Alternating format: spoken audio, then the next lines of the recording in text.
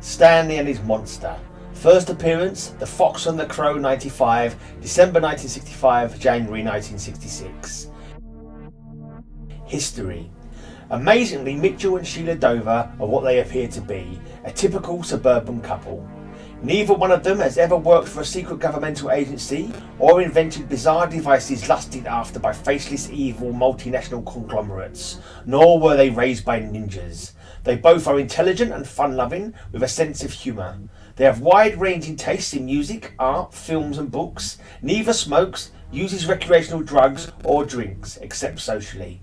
They are experiencing no marital difficulties and still love each other, and their son Stanley. No, they're not aliens either. Stanley is the Dovers' only child, and while that may one day change, he's the only one planned at the moment. Stanley is a typical hyperactive 5-year-old. His tastes in food and entertainment are primitive and conform to those of his age bracket. He knows his alphabet and has read the works of Dr. Seuss. He can count up to 100 and knows how much change he should get back when he buys a copy of Ninja Frog Guy's comics, a pack of Killer Alien gum cards and a chocolate spaz bar. He is looking forward to kindergarten and wants to be either a professional wrestler or a superhero when he grows up.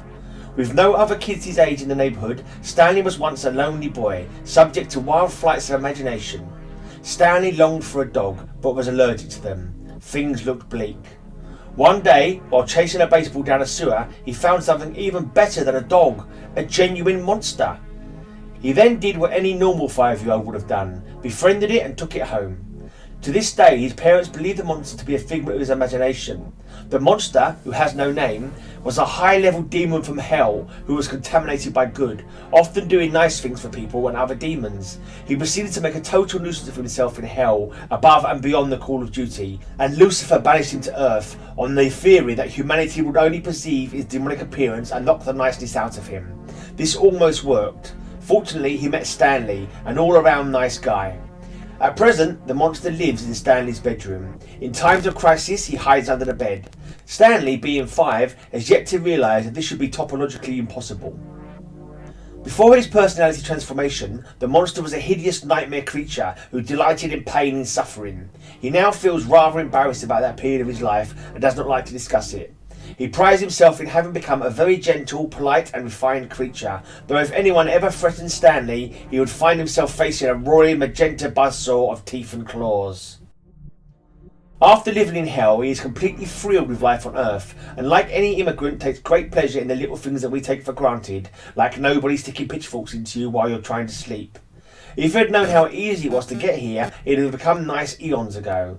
This serves as a very bad example to the folks back home, and Lucifer, realising that this exile to Earth thing might not have been one of his better ideas, vows that he will get him back. The monster is perfectly content to simply be Stanley's friend and companion. He is well aware that in life things change and nothing is forever, but he feels free to enjoy the good life for as long as he can. He is using this time to familiarise himself with what life on Earth is like. Thanks to TV and newspapers, and if he ever has to leave, he plans on getting work either as a portable toxic waste stamp or as a freelance Sasquatch. Powers and weapons. Stanley is a typical 5-year-old white male. He is not a mutant, he does not have an active metagene, he knows absolutely no martial arts, he has no psionic abilities. He is, however, double-jointed.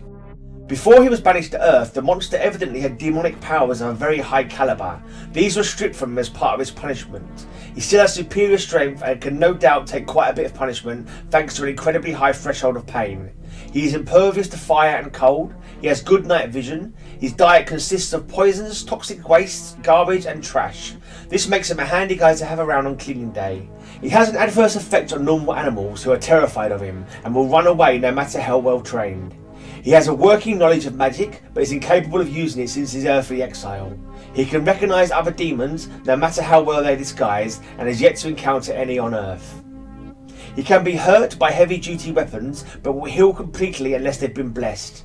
He has no extensive knowledge of weaponry, but if called upon can wield a mean pitchfork. His claws can rip through concrete, and his teeth can bite through an inch of steel, though they're smart a bit afterward.